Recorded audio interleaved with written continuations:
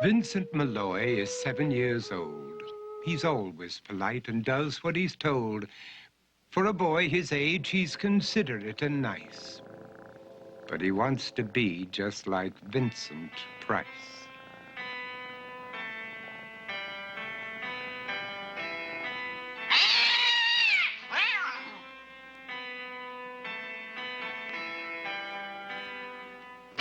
He doesn't mind living with his sister, dog, and cats, though he'd rather share a home with spiders and bats.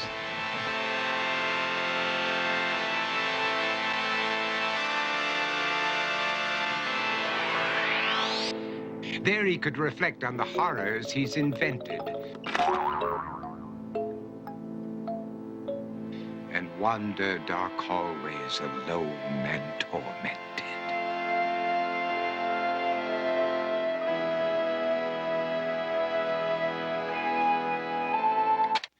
Vincent is nice when his aunt comes to see him, but imagines dipping her in wax for his wax museum.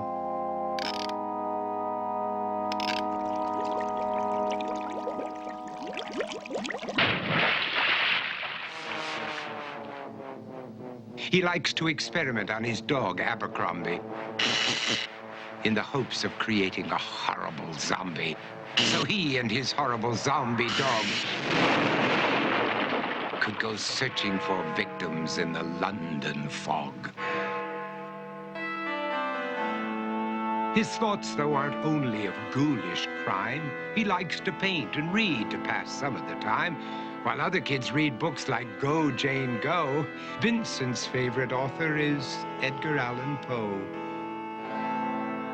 One night, while reading a gruesome tale, he read a passage that made him turn pale. Such horrible news he could not survive, for his beautiful wife had been buried alive.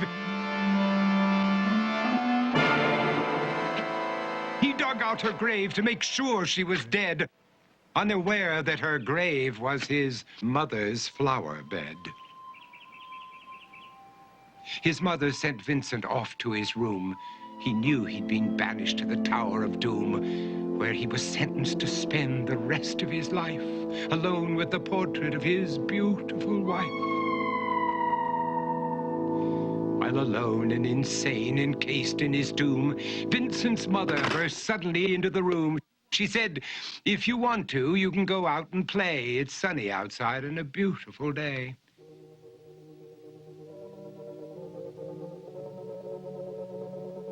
Vincent tried to talk, but he just couldn't speak. The years of isolation had made him quite weak.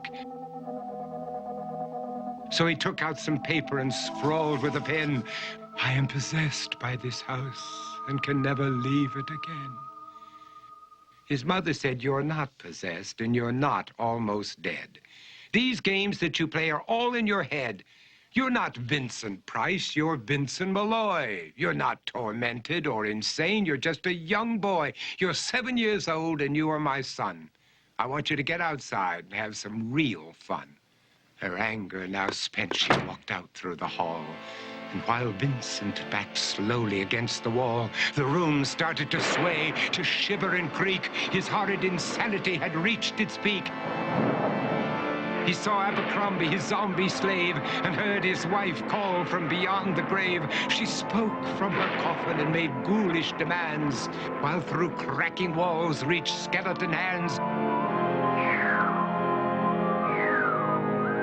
Every horror in his life that had crept through his dreams swept his mad laughter to terrified screams. To escape the madness, he reached for the door, but fell limp and lifeless down on the floor. His voice was soft and very slow as he quoted The Raven from Edgar Allan Poe.